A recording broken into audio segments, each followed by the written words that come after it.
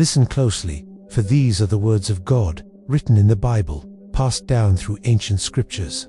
A mighty nation, a great empire, a people full of mystery and power. Persia had a beginning unlike any other nation in human history. Its name was not originally Persia, as we know today, but Elam, an ancient name foretold by God long before the empire came into being. The story of Persia, or modern-day Iran, is etched in the pages of Genesis and presented as part of God's grand plan for mankind. We begin the story in an age long past, when the waves of the great flood rose high, and only one family remained, the family of Noah, with his 3 sons Shem, Ham, and Japheth. Humanity was given a second chance to start over. God granted them the strength to become the ancestors of the nations that would one day rule the world. In Genesis chapter 10, we find a genealogical map of Noah's sons. This map is not just a record of births, but a divine blueprint of human history, crafted by the hand of God since the beginning.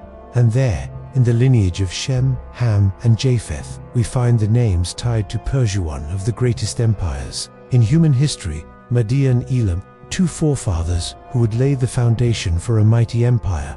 Media, the son of Japheth, gave rise to the Medes. These people lived in the mountainous north, in what is now Iran, and were known for their strength and unbreakable will. The Medes were not weak.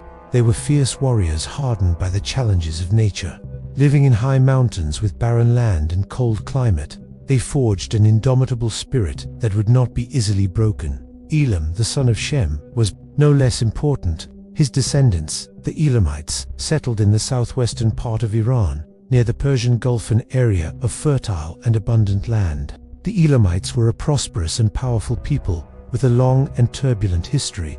In Genesis chapter 14, Elam appears in the first recorded international war in the Bible. For Eastern kings, including King Chedorlaomer of Elam, invaded Cunanan, plundered its cities, and captured Lot, the nephew of Abraham. Upon hearing this, Abraham did not stand by.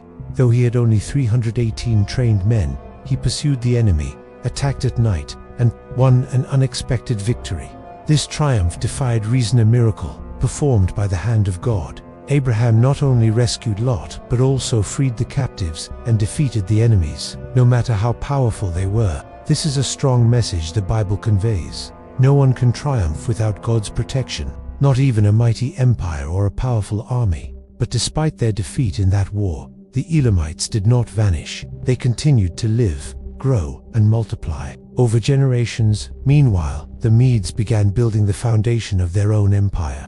Though the Elamites and the Medes were once enemies in war, they eventually came together to form a great empire, the Empire of Persia. The Persian Empire, though built from 2 distinct peoples, shared one destiny. In God's divine plan, Persia was chosen for a great mission, to be an instrument of punishment and redemption for the nation of Israel.